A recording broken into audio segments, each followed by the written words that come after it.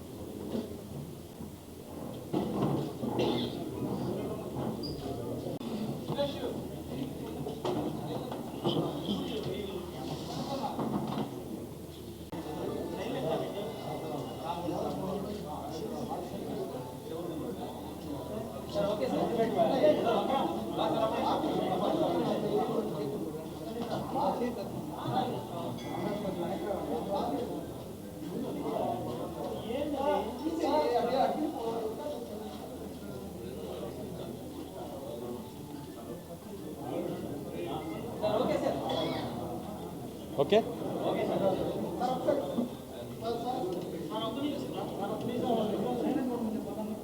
Okay ఉంచమంటారా?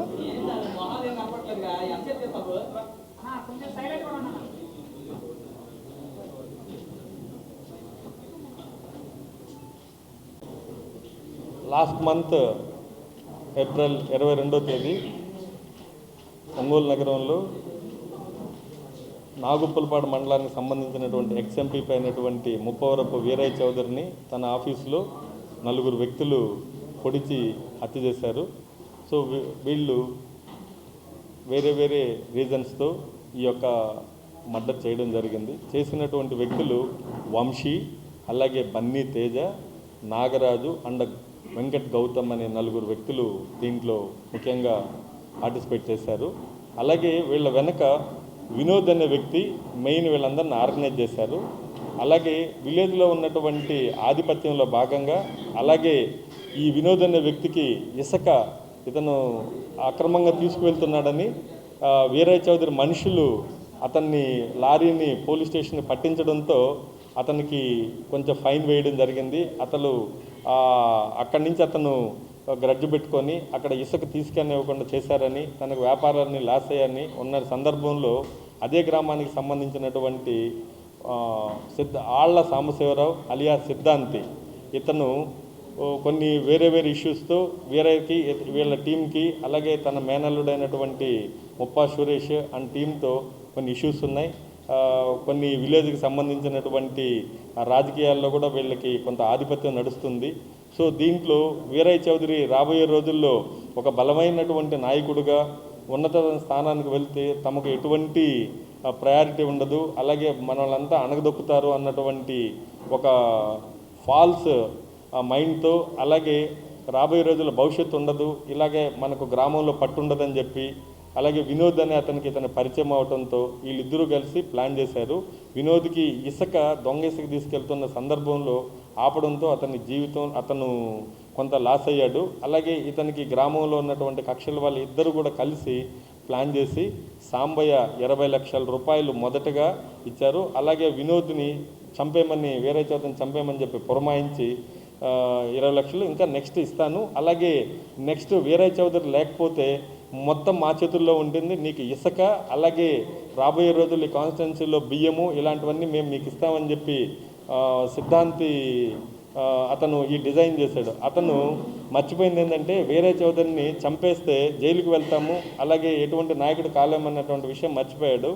అతను సిద్ధాంతి బేసిక్గా అందరికి జాతకాలు అందరికి ఇల్లు అన్నీ కట్టడంలో సిద్ధేస్తాడు, కానీ చివరికి తన జాతకాన్ని అతను తప్పుగా రాసుకొని ఈ యొక్క డిజైన్ చేశాడు. ఈ వినోద్తో కలిసి ఇతన్ని చంపేయాలని చెప్పి అతనికి 20 లక్షలు ఇవ్వడం, భవిష్యత్తులో ఇంకా హ్యూజ్ అమౌంట్ ఇస్తా అని చెప్తే ఈ యొక్క వినోద్ తనకు తెలిసినటువంటి రౌడీ షీటర్లు అయినటువంటి నెల్లూరు సంబంధించినటువంటి 4 వ్యక్తులను అక్కడి నుంచి పిలిపించి 1-2 సార్లు ఇక్కడ పిలిపించి రెక్కీ చేయించి ఏప్రిల్ 22వ తేదీ ఈవినింగ్ 7 గంటలకి అక్కడే నెల్లూరులో కొన్నటువంటి కత్తులన్నీ కూడా అక్కడ కొన్ని తీసుకొని వచ్చి ఇక్కడ వేరే హాస్టల్స్లో పేయింగ్ గెస్ట్ అకామిడేషన్లో ఉండి రెక్కీ చేసి అతన్ని దారుణంగా చంపడం జరిగింది. దీంట్లో కుట్రదారులు ఇప్పటి వరకు మనము 9 మందిని అరెస్ట్ చేశాం, అలాగే ఇంకా 3 పరారీలో ఉన్నారు. 3 టీములు కూడా వీళ్ళ కోసం మనం తిరుగుతున్నాం.